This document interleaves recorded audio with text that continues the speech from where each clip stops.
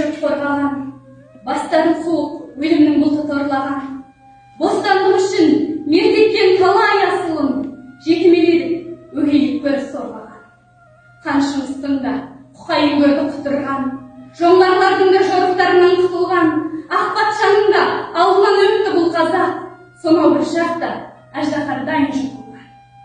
Кешегі күндер Ахметтердің отаны, Мағжандардың айтылмай қалған отаны, Сұлтан Махмұд Сәкендердің тағдырын анықтай алмай келеді міне сотайды.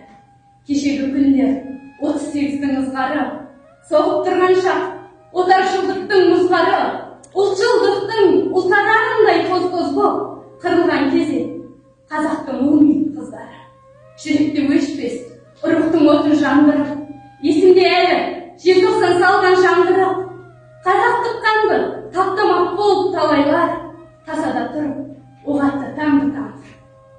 Сонда да біздің өшпеді ұрық өлмеді, жатжұрттық болып, намысты қолдан бермеді. Бүгінгі күні сондағы азап қайғының отырмызбен жемісін татып көреді. Терезесі тең әлеммен бүгін қазақтың, жеңісі бұлда өткен күндегі азаптың. Тәуелсіздің деп айталам қайда барсам да, себебі бүгін отаршылдықтан азаттым. Тәуелсіз елміз, арайлап атар таңы бар, айтатын жеке өшірей өз әні бар.